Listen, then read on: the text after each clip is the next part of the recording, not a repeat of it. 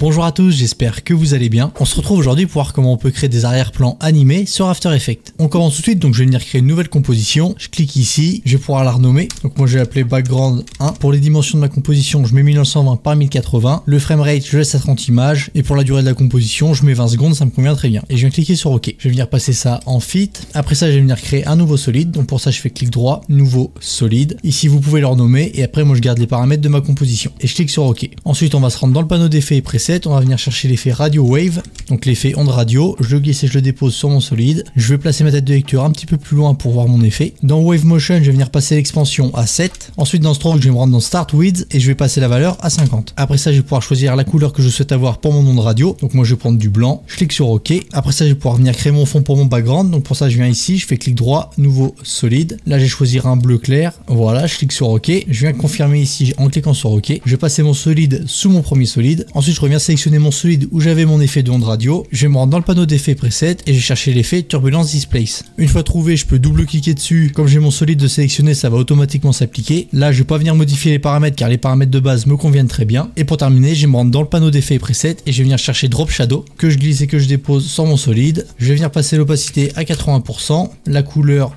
je vais prendre un bleu foncé. Voilà, je clique sur OK. Je vais venir passer la distance à 10 et la softness à 15. Et maintenant, si je retourne au début de ma composition et que je la lance, voici ce que ça donne.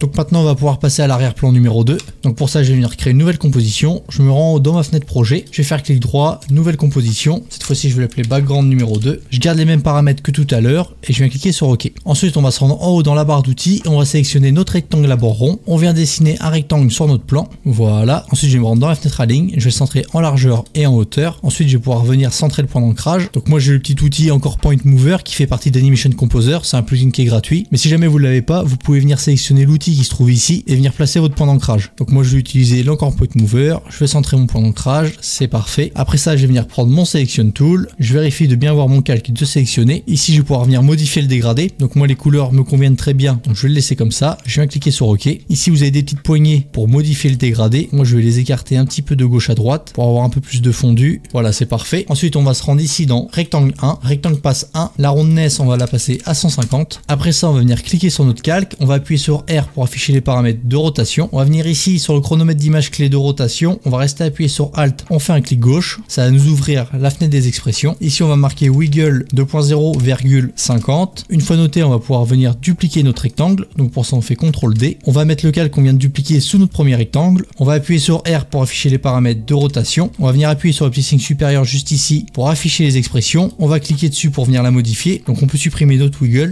Et là, on va venir noter thisComp.layer index -1. On va se placer en dehors de la parenthèse. On va mettre .transform, .rotation et .value at time. Et dans les parenthèses, on va venir marquer time -1. Après ça, on va venir afficher les paramètres d'échelle de notre deuxième rectangle. Donc pour ça, on vient cliquer sur notre calque. On appuie sur S pour afficher les paramètres d'échelle. Pour ouvrir la fenêtre des expressions, on reste appuyé sur Alt. On clique sur le chronomètre d'image clé. Et là, on va marquer thisComp.layer. Là, entre les parenthèses, on va marquer index -1. .transform, .scale. Ensuite, on va mettre un plus, on ouvre les crochets et on va mettre 50,50. Et maintenant, ce qu'il nous suffit de faire, c'est de dupliquer notre second rectangle jusqu'à temps de recouvrir entièrement notre plan. Donc pour ça, je fais CTRL D. Et maintenant, si je me place au début de ma composition et que je la lance, voici ce que ça donne.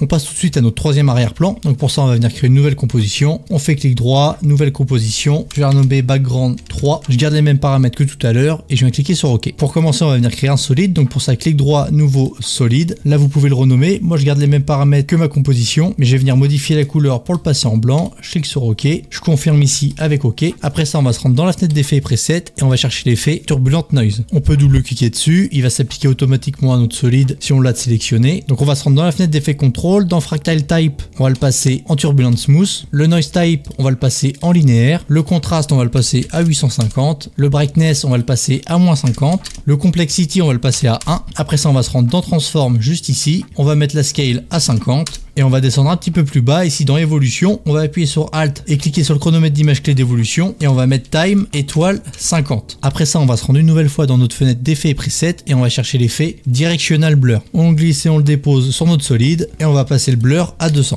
Après ça, on se rend dans le panneau d'effets et presets et on va chercher l'effet Tritone, on glisse et on le dépose sur notre solide. Et là, vous allez venir changer Midtone pour choisir la couleur que vous souhaitez avoir sur votre effet. Donc moi, je vais venir prendre un bleu foncé comme ceci. Voilà. Ensuite, on va venir dupliquer notre solide. Donc pour ça, on fait CTRL D. On modifie le mode de fusion pour le mettre en screen. Ensuite, on vérifie qu'on a bien le solide qu'on vient de dupliquer et de sélectionner. On se rend dans le panneau d'effet contrôle. On va venir ici dans Turbulent Noise pour passer le contraste à 950. Le Brightness à moins 150. Le Complexity, on va le passer de 1 à 4. On va se rendre dans Transform, on va enlever Uniform Scaling, on va passer la valeur de largeur à 10 et la valeur de hauteur on va la passer à 1000. Et maintenant vous pouvez vous rendre tout en bas et changer la couleur du midtone. Donc moi je vais prendre un violet assez foncé, voilà, et je vais cliquer sur OK. Donc maintenant si je lance la vidéo, voici ce que ça donne.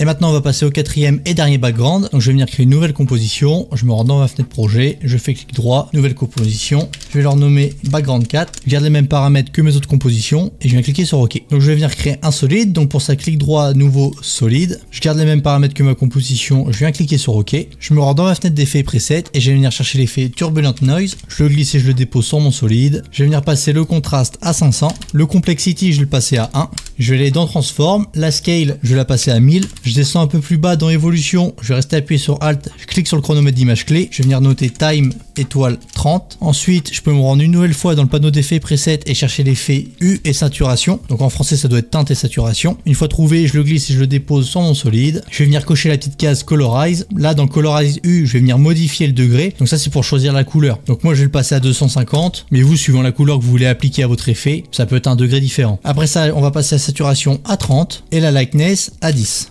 Après ça, on peut retourner dans le panneau d'effets et presets et chercher l'effet Glow que l'on glisse et qu'on dépose sur notre solide et on va venir passer l'intensity à 0,5. Ensuite, on va pouvoir venir dupliquer notre solide, donc pour ça on fait CTRL D. On va passer le mode de fusion en screen. On va se rendre dans le panneau d'effet contrôle. Dans U et saturation, je vais changer coloriser U pour le mettre à 10. Je vais remonter un tout petit peu. Dans mon effet Turbulent Noise, je vais venir ici dans évolution option. Dans Random Seed, je vais passer la valeur à 110. Et après ça, je viens chercher l'effet noise pour ajouter du bruit. Une fois trouvé, je le glisse et je le dépose sur mon solide que je viens de dupliquer. Et je vais passer la valeur à 5%. Et maintenant, si je lance ma composition, voici ce que ça donne.